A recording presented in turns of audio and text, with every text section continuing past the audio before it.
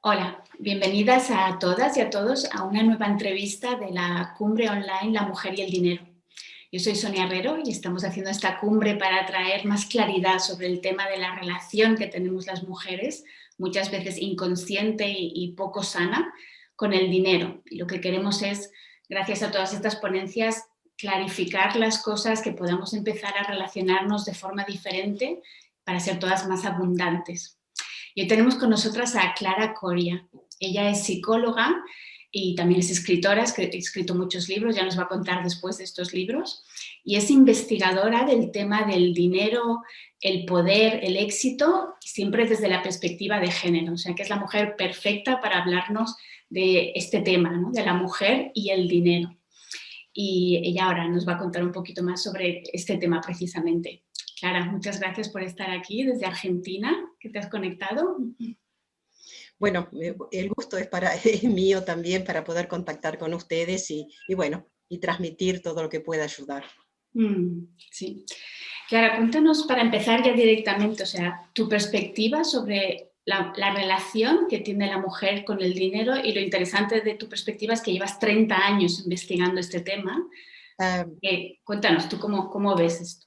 bueno, es una relación bastante compleja que yo me la empecé a plantear cuando en el año 79, junto con otras psicólogas, armamos el Centro de Estudios de la Mujer en Buenos Aires. Y yo me hice cargo de los talleres de reflexión porque me interesaba muchísimo, además de estudiar profundamente a las feministas españolas, francesas, alemanas y norteamericanas. Me interesaba mucho que efectivamente lo que lográbamos entender teóricamente pudiera bajar a tierra y le sirviera a las mujeres comunes, como yo, como tú, como todo el mundo, para ver algunos cambios. Como soy psicóloga de formación, con distintas disciplinas estudiadas, entonces me interesaba descubrir los obstáculos internos que hacían que muchas mujeres, aún en estas últimas décadas, donde han podido salir a trabajar y tienen dinero propio, sin embargo siguen teniendo muchas dificultades para, a pesar de tener independencia económica, poder tener autonomía. Cuando en mi infancia, a mí me llamaba mucho la atención lo que sufrían las mujeres adultas por la dependencia económica. En ese momento, hace varias décadas atrás, eh, eran muy pocas las mujeres que podían salir a trabajar fuera de la casa y por supuesto eran muy pocas las mujeres que disponían de dinero. Entonces era obvio que tampoco tuvieran autonomía. Es decir, si no tenían el recurso que les permitiera la independencia económica, mal podían opinar sobre lo que deseaban, hacer hincapié para lograr algunas cosas que querían y tenían que contentarse con lo que decidieran los hombres que la rodeaban, que podían ser los padres, podían ser los maridos, los amantes o los hijos mayores. Pasó el tiempo y cuando empecé a estudiar todo el tema del feminismo, encontré que había algo que me llamaba la atención, que era, cuando yo era niña, era normal que las mujeres no tuvieran autonomía porque tampoco tenían dinero. O sea, a falta de recurso, no podían legitimar sus deseos personales. Pero claro, las décadas pasaron y resulta que en este nuevo ciclo ya hay muchas mujeres que tienen dinero, que ganan muy bien dinero, y sin embargo se perpetuaba la falta de autonomía. Entonces a mí me resultaba profundamente, yo dije, acá hay gato encerrado, porque si no hay independencia económica es entendible que no haya autonomía, pero si hay independencia económica, ¿por qué no hay autonomía? Y recuerdo el caso de una abogada que trabajaba muy bien, que ganaba muy buen dinero y que en uno de los talleres comentó que ella guardaba el dinero en una cuenta común con su marido. Y hasta ahí uno piensa, bueno, generalmente uno comparte con alguien más las cuentas. Pero además contó que ella le había entregado la chequera y que entonces cada vez que ella necesitaba dinero le pedía al marido que por favor le hiciera un cheque o que le trajera dinero. Con lo cual, y el marido no era que le había demandado la chequera, era una necesidad inconsciente de ella de sentir, entre comillas, que el dinero es cosa de hombres y que en todo caso ella lo tenía que recibir de un hombre, a pesar de que ella lo había ganado. Bueno, de esos ejemplos he podido encontrar, te diría, en casi todas las clases sociales. En las clases de limitación económica también sucede, en la clase media y en las clases altas, en donde las mujeres podían tener independencia y no hacían uso de esa independencia. Y yo me dije, acá pasa algo. Una de las cosas que pasan seguramente es que no está legitimado al interior de la propia subjetividad el hecho de que tener dinero es un recurso que le permite también tratar de satisfacer lo que necesita. Y allí también me puse a pensar los otros días, pensando en que íbamos a tener esta entrevista, en que era bastante frecuente, no sé si todavía sigue siéndolo, que la gente dijera que las mujeres somos retorcidas, que damos muchas vueltas, que encubrimos, etc. Y entonces yo, interesada en esta problemática del dinero, me dije, claro, lo que pasa es que si las mujeres hemos sobrevivido hasta ahora es porque tontas no somos. Pero claro, no estaba legitimado al interior de la propia subjetividad el derecho a tener un deseo y a tratar de hacerlo cumplir. Entonces, las mujeres más inteligentes lo que trataban eran de encontrar las maneras, aún con algunos vericuetos, para satisfacer, aunque sea el 10% de lo que le hubiera correspondido mucho más. Y dije, claro, en realidad esos vericuetos o eso que la gente dice que somos retorcidas, en realidad era simplemente un mecanismo de defensa para no sucumbir, porque además en algún lugar interno sabían que le correspondía también el dinero, porque si bien no lo ganaban afuera, lo estaban ganando día a día con toda la tarea doméstica y además con toda la crianza de los hijos, de los padres, de los abuelos, la enfermería con la gente mayor, etc. Así que bueno, me impactó mucho eso, disfrutaba cada vez que descubría algo, y pensaba que si las mujeres podían empezar a entender cómo el modelo patriarcal, y no hablo de patriarcado, del modelo patriarcal, que significa básicamente en dos palabras que es jerárquico y autoritario. Entonces, la jerarquía, en la punta mayor de la jerarquía está puesta a lo masculino. Y entonces eso queda grabado en la subjetividad, tanto masculina como femenina. Tanto las mujeres como los hombres creen que el dinero es cosa de hombres y que la maternidad es la cosa específica de las mujeres. Con lo cual, a nivel inconsciente pasa a quedar como característica de identidad de género. Y bueno, y acá quedamos entrampadas los hombres y las mujeres, Sí, porque porque son muchas cosas como sutiles, ¿no? De la autonomía. Yo ahora también, desde que hablé contigo y tal, estaba pensando, wow, es que a mí me ha pasado, ahora me estoy saliendo de ahí. Tengo muchas amigas que les pasa que ellas tienen dinero, ganan dinero, pero luego a la hora de, por ejemplo, invertirlo, gestionarlo y tal, o sea, tengo amigas que tienen 40 años y se lo gestiona su padre, ¿no? Y son mujeres como yo, modernas, que han estudiado, ¿qué tal? O un amigo, yo qué sé, pero es como que delegamos mucho la gestión de nuestro dinero a otra persona, ¿no? Yo al menos sí que me identifico con eso, que inconscientemente es como el dinero es cosa de hombres, ¿no? Yo no claro, acabo de creerme que pueda ser mío también. Y me gustó este, este ejemplo, no sé si lo podías mencionar porque es que nos reíamos mucho con mi compañera, de la tarjeta de crédito, porque creo claro. que refleja, o sea, es un poco exagerado, pero realmente esconde algo muy importante. Mira, hasta hace muy poco tiempo, por lo menos acá en Argentina, ahora ya no, ya casi no se ve, porque las mujeres se manejan con bastante, digamos, discrecionalidad en lo que ellas consideran. Pero era muy frecuente que la tarjeta de crédito la sacaba el varón y la adicional, entonces la tenía la mujer. En donde, como el resumen de cuentas le llega al varón, al titular de la tarjeta, el hombre siempre sabía en qué gastaba la mujer. Este, con lo cual no tenía ninguna autonomía. Y además se sentía con el tupé de decirle, ¿cómo pagaste tanto eso que te compraste? Es decir, ninguna posibilidad de una autonomía. Eh, pero Yo, bueno, mm, Clara, perdona, que te quería preguntar el ejemplo de cómo el hombre paga, aunque sea el dinero de la mujer. Porque yo eso también lo veo en mi familia mucho, siempre es el hombre el que paga, aunque el dinero a lo mejor venga de la mujer, ¿no? Eso también. Claro, porque acá están entrampados los hombres y las mujeres. Los hombres sienten que si ellos no pagan, son menos hombres. El dinero prácticamente simbólicamente adquiere el peso de un falo. Es decir, si es largo y grande, se siente más hombre. Y sabemos muy bien que ni la hombría, ni la sexualidad, ni el erotismo reside en ese pedacito del cuerpo. Y las mujeres también sienten, porque lo tienen incorporado, de que si no paga el hombre, es como si ellas estuvieran con un hombre debilucho o menos hombre.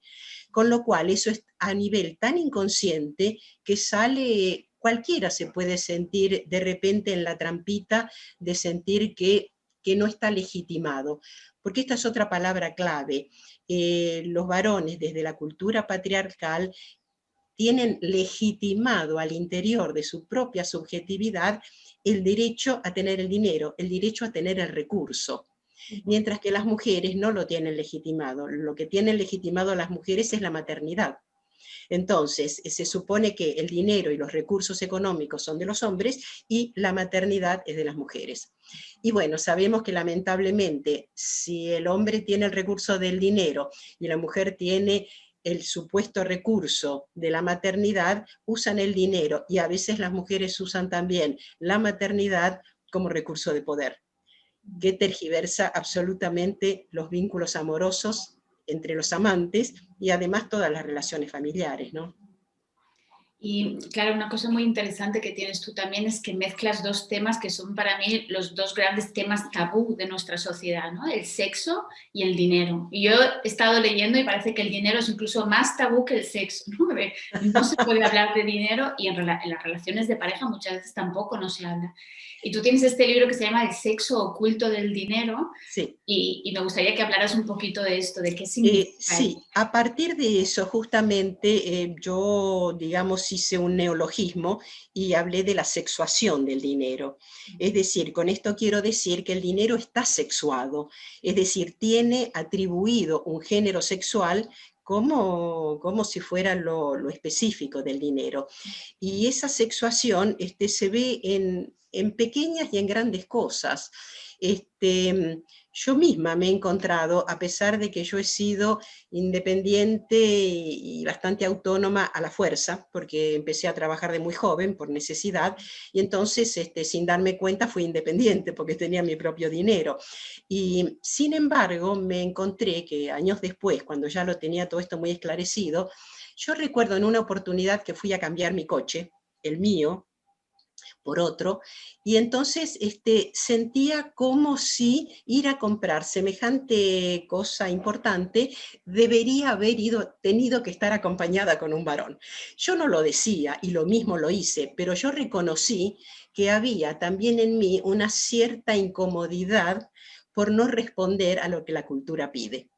Y acá realmente sí, es tan tabú el sexo como el dinero, y yo diría relativamente tabú e hipócritamente tabú, porque cuando se trata de la satisfacción sexual masculina, digamos, la prostitución ha estado siempre instaurada desde el inicio, pero en cambio está totalmente rechazado el erotismo.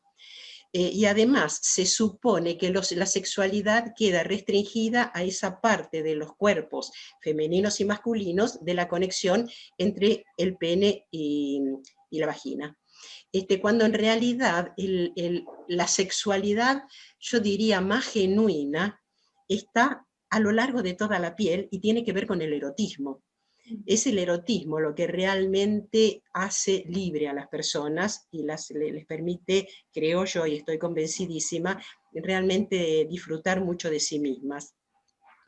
Y acá realmente también hay un tema que yo creo que la sexualidad y el erotismo ha sido siempre combatida, sobre todo en las religiones, las culturas monoteístas, no tanto en otras culturas como en la India, en donde vos podés encontrar un maravilloso templo con todas las figuras y posiciones eróticas que te puedas imaginar, porque el erotismo es algo básico en la vida. Y creo que fundamentalmente están reprimido, ahora un poco menos, pero tan reprimido la sexualidad, porque es, creo yo, el único lugar donde uno es totalmente libre y además nadie puede meterse. Es decir, querría transmitirlo con mucha claridad, pero por más poder que se ejerza, si una siente, siente. Y nadie te lo puede, y nadie te lo puede impedir. La única manera de impedirlo es empezando desde chiquito a decirte que, bueno, que el erotismo es algo que es pecaminoso, que los sentimientos no corresponden, bueno, etcétera, etcétera, etcétera. Sí, muy interesante. Recursos de poder. Y, y claro, ¿cómo para empezar a movernos como hacia las soluciones también, ¿no? Como, porque todo esto es muy inconsciente. O sea, no es que nosotros Totalmente. vayamos por la vida diciendo, claro, el dinero es cosa de hombres, pero es verdad Claro. que, claro, si tú lo has vivido de pequeña, que siempre era tu padre el que ganaba, que tu madre no ganaba, tal, pues eso está ahí marcado, ¿no? ¿Cómo podemos empezar a darnos cuenta y a Eh, cambiar, ¿no? Porque es todo tan sutil y Sí, efectivamente. Yo creo que hay dos maneras y las dos van juntas. Una es, por lo menos en mi experiencia y ha dado muy buenos resultados, es hacer que las mujeres se reúnan en grupos y hacer talleres de reflexión. Cuando digo talleres de reflexión, no me refiero a grupos terapéuticos, que también los he hecho, sino a grupos en donde se reflexiona sobre un tema. Entonces, cuando quien coordina requiere tener una formación psicológica de todo lo inconsciente importante, van apareciendo, primero se genera un clima de mucha confianza, en la medida en que la coordinación es muy respetuosa, efectivamente, de los comentarios de las mujeres y de los varones, porque también he hecho talleres de reflexión con varones. Entonces, ahí van apareciendo, la primera cosa que les sorprende a todas es sorprenderse de que a las demás les pasa lo mismo que a ellas. Todas son distintas, todas tienen personalidades distintas, cada una es propia de sí misma, y sin embargo a todas nos pasa lo mismo. Entonces, la primera sorpresa es decir, ¿cómo? No soy yo la única, no es que yo soy medio rara, no es que yo estaré enferma, no es que entiendo mal todo, sino que hay algo que pasa. Entonces, los grupos de reflexión permiten ir entendiendo lo que está en el fondo, que está encubierto y tapado. Pero junto con eso es imprescindible entender lo que es el modelo patriarcal. Y no hablo de patriarcado, porque en estos momentos, acá y en todas partes del mundo, por suerte, se habla mucho de patriarcado, pero lo que yo voy viendo es que no todas las personas que esgrimen el patriarcado han ido al fondo de entender cómo es ese modelo patriarcal. Por ejemplo, el modelo es un modelo jerárquico y autoritario. En la cumbre está lo masculino. Resulta que cuando una no revisa el modelo, en estos momentos, afortunadamente, hay muchas mujeres que están en lugares de poder, lugar de poderes económicos, legales, sociales, etc. Y ahí sucede, porque eso lo he visto en todas partes, que algunas mujeres, queriendo realmente defender la paridad, usan el mismo patrón de modelo patriarcal, en donde también establecen jerarquías y también no se mueven en una cuestión de paridad. Yo creo que eso sucede no porque sean malas personas, creo que eso sucede porque no se ha masticado bien y entendido en qué tiene de perjudicial ese modelo patriarcal. Y lo que tiene de perjudicial es que en ese modelo no somos todos iguales. Hay unos que están arriba y otros que están abajo. Desde el modelo, los que están arriba son varones, pero con todos los cambios que las mujeres están intentando hacer, y también no pocos hombres, por suerte cada vez más, y son los más atractivos realmente, con todos esos cambios, sin embargo, muchas mujeres siguen, dan vuelta a la tortilla. Es decir, se instalan en los lugares de poder o de recursos económicos y repiten lo mismo que padecieron, o lo mismo que padecieron sus madres, sus tías, etc. Entonces creo que son por lo menos dos aspectos los que ayudan a salir de esto y a repensarlo, cada una con su estilo y su personalidad. Una son los talleres de reflexión con mujeres y otra es el estudio serio y profundo del modelo patriarcal. No del patriarcado, del modelo, porque ese es el modelo que hemos mamado todos, los hombres y las mujeres, desde hace siglos y siglos. Vale. Y una cosa, dos preguntas más, Clara. Una es, si, ¿cómo se puede una mujer dar cuenta de que ella está dentro de ese modelo patriarcal? O sea, de que a lo mejor tiene autonomía, independencia financiera, pero no tiene autonomía. Por ejemplo, ¿Cuáles son los indicadores? O sea, ¿qué se ve fuera, claro, no? por ejemplo, pedir opinión, no, las mujeres, cuando todavía no lo tenemos bien manejado, en lugar de pedir opinión pedimos permiso. Porque una cosa es ir a los que uno cree que saben y pedirle una opinión sobre lo que una quiere hacer o lo que pensó, y que la otra persona, sea hombre o sea mujer, dé su opinión, dada que tiene una experiencia y eso me va a beneficiar. Pero yo he podido ver, también yo me he encontrado ya hace años atrás, que me daba cuenta que en lugar de pedir opinión pedía permiso. No era que decime, dame permiso para hacerlo, uno iba dando vueltas, etcétera, y finalmente estaba pidiendo permiso. Bueno, ese es un indicador. Otro indicador es no respetarse a sí misma, es decir, no preguntarse. Muchas mujeres nos hemos acostumbrado a estar tan pendientes del deseo ajeno, que a veces nos resulta muy difícil saber cuál es nuestro deseo. Voy a tomar un ejemplo trivial y totalmente tonto. A veces sucede que uno va a un restaurante, quiere comer algo distinto y te preguntan, ¿vos qué querés?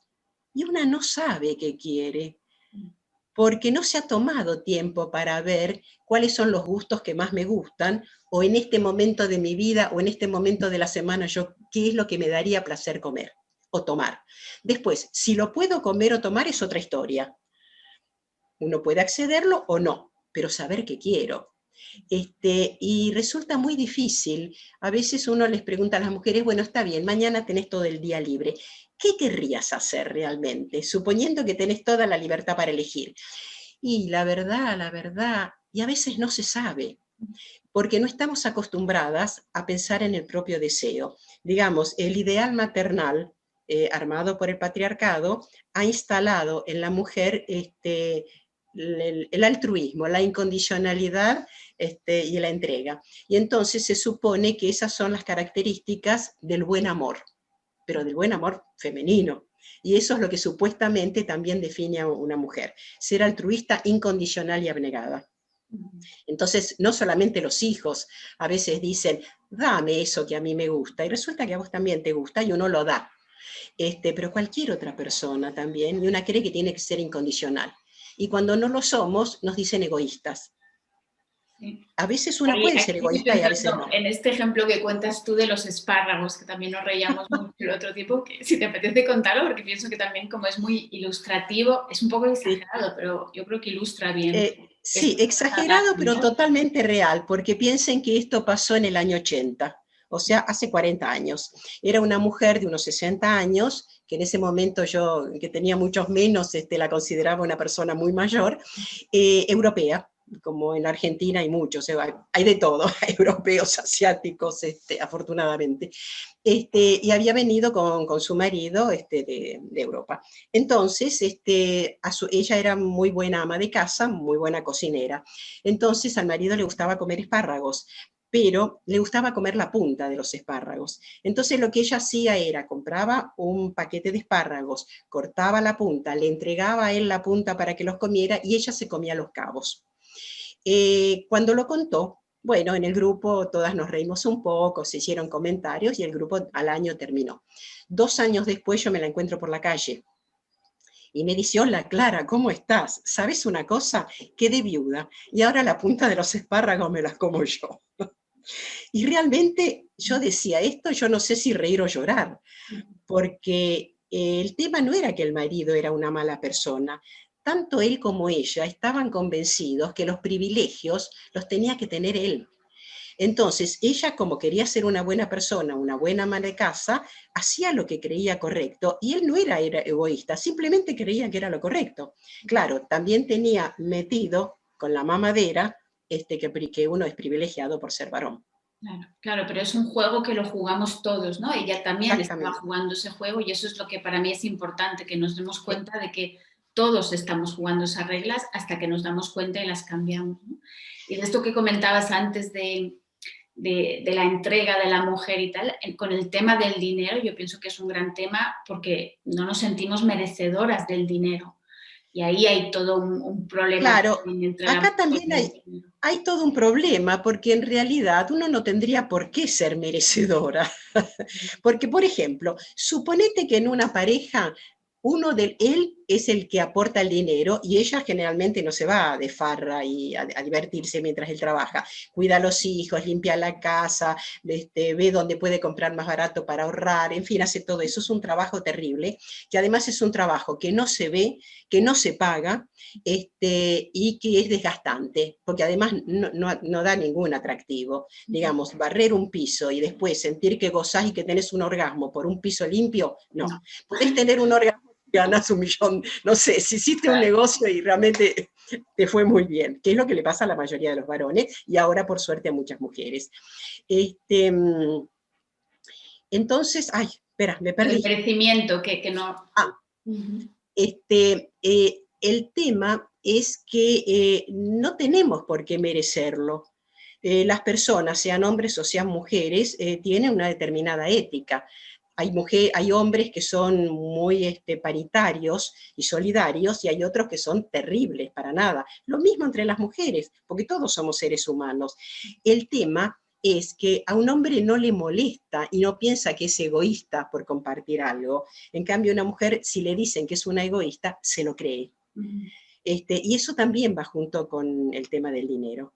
O, por ejemplo, sí, el tema de que una tiene que estar al servicio de los otros, que eso todavía se escucha, y sobre todo en la mayoría de las religiones, pero sobre todo en las religiones monoteístas, eso está demasiado, demasiado marcado. Uh-huh. Y lamentablemente, bueno, la paridad cambiaría mucho, se viviría mucho mejor. De hecho, los varones que realmente han entendido que no son superiores simplemente por tener pene, sino que en todo caso por sus méritos personales, son muy atractivos, porque estando con un varón así, uno se siente persona y no se siente una persona que tiene que estar sirviendo a otro o tratando de merecerse vaya a saber qué. Uh-huh. Bueno, Clara, yo creo que podemos estar aquí hablando muchísimo, además sabes mucho de un montón de temas, pero ya se nos está acabando el tiempo y te quería preguntar para este tema concreto de la autonomía financiera, Sí. ¿qué recomendaciones tienes tú para que ahora una mujer diga, vale, ¿qué puedo seguir investigando? ¿Cómo me puedo dar más, aparte de esto que comentabas, de los grupos de apoyo y A tal? ver, creo que lo primero es convencerse de que ella tiene tanto derecho como cualquier varón o como cualquier otra persona. Segundo, si siente que tiene derecho, lo va a poder tener legitimado, es decir, va a tener fuerza de ley dentro de ella. Entonces lo va a hacer y lo va a hacer a su estilo. Si es una buena persona, lo hará bien, y si es una mala persona, lo hará mal. Y lo que tendría que hacer primero es convencerse de que eso es lo que quiere. Y después, bueno, ir a los que conozca, que sepan, que se asesore bien. Pero además hay otro tema que me parece importante, que es el de las negociaciones con una misma. Voy a ser muy breve, aunque el tema es complejo. Todos sabemos que si hacemos algo, tiene un costo. No voy a decir ninguna genialidad. Y si dejamos de hacerlo, tiene otro costo. Siempre hay costo. El tema es, creo que lo que cambia a que uno se sienta una persona digna consigo misma es elegir el costo, no que el costo te lo elijan los demás, o que una porque tiene que ser buena, o porque no tiene que ser egoísta, o porque es mujer, tiene que hacer lo que a los otros les gusta. Pero para elegir el costo hay que hacer una negociación con una misma. Es decir, evaluar que si lo hago, cuáles son los beneficios y cuáles son los costos. Si no lo hago, cuáles son los beneficios y cuáles son los costos. Y entonces pensar en este momento de mi vida, lo que a mí me está interesando o lo que yo necesito, cuál de las dos situaciones es la que elijo porque considero que es la más apropiada. No importa si me equivoco, todos nos equivocamos alguna vez, pero la elijo yo. Y cuando uno elige, se siente digna. Y cuando uno elige, aunque no te vaya bien, ya sea por propios problemas o por situaciones ajenas, una no se siente mal, no se siente un fracaso, porque siente que eligió, que fue protagonista. Entonces yo creo que ese es un punto clave. Bueno, como ese es otro tema que me parecía muy álgido, también me dediqué durante muchos años a estudiarlo y hay un libro que se llama Las negociaciones nuestras de cada día.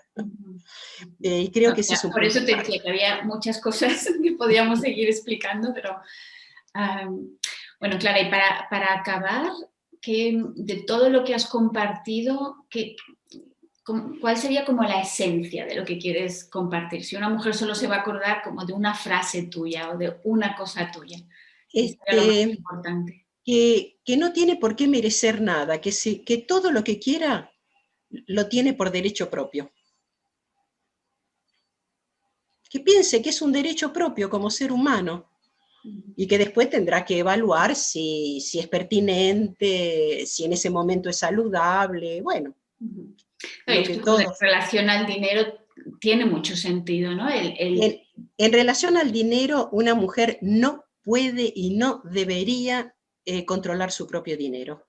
Y aún en los casos en donde haya mucha confianza, que no es que una la tiene porque si no el otro te lo va a sacar, decidir cómo, que hay que tener cuentas separadas.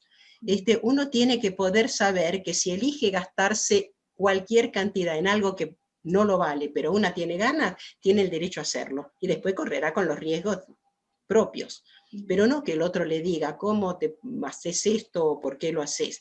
Como cuando las mujeres tenían las tarjetas adicionales de crédito. Era el hombre el que recibía todas las cuentas y sabía en qué había gastado ella. ¿Por qué tiene que enterarse lo que yo quiero si yo no lo estoy perjudicando al otro? Entonces, la importancia de la mujer de controlar su propio dinero, de que fundamental. Sea su dinero. Donde no hay control, no hay independencia. Mejor dicho, donde hay control no hay independencia. Pero eso le pasa a los países. La economía de un país... Espera, donde hay control... A ver, se es independiente cuando nadie te controla. Ok, eso. Digamos, más directo. Pero si tú controlas tu propio dinero, tú eres independiente porque tú lo estás controlando. Es que no uno te es quien que nadie te controle ni nadie te Exacto. gestione tu dinero porque ahí pierdes tu autonomía. Tal cual. Y además es una la que tiene el derecho a equivocarse.